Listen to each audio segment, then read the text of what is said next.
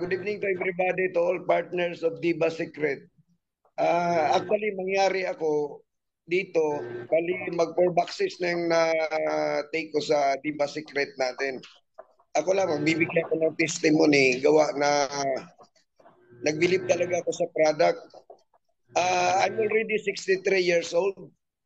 Pero nung magamit ko itong Diba Secret na ito, nag-exercise ako every morning, 1 hour and a half walking. Then, hindi ako makapil ng pagod. Yun na napansin ko niya. Tsaka yung skin ko, kumikinis siya ba? Nawawala yung mga wrinkles ko.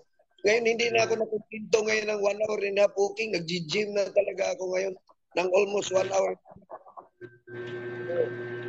Pagkatapos kong mag-walking, takbo naman ako sa gym.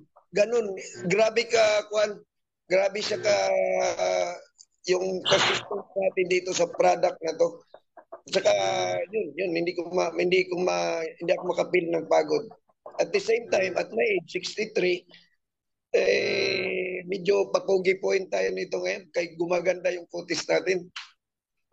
Yun ang nasabi ko din so far within 4 boxes. Grabe talaga improvements. Kaya ako naman, I decided na by next week, I will invest for a stockist dito sa Mandawi City. Medyo may opisina ako konti, doon ko na lang para may pwesto din yung mga grupo namin dito as partners para may makuna ng mga stocks ng kinulang. Hopefully, if God's will, by next week yan, andyan na yan yung stockist ko for Mandawi City, Cebu. Ganon lang po. Wow, congrats. Congrats, sir. Congrats. Wow. Nang malita yan, sir. Red. Yes. Believe tayo sa produkto natin, hindi invest tayo.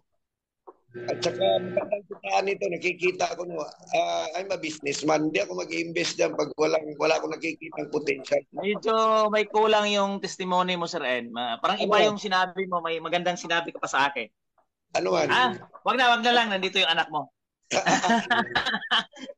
Yung performance naman, matindi talaga. Parang bumalik ako sa 43. Alam nyo na yun. Sabi, sige. Thank you. Thank you, Sir Ed. Thank you. Thank you. Bye-bye. Grabe, ganda ng experience ni Sir Ed sa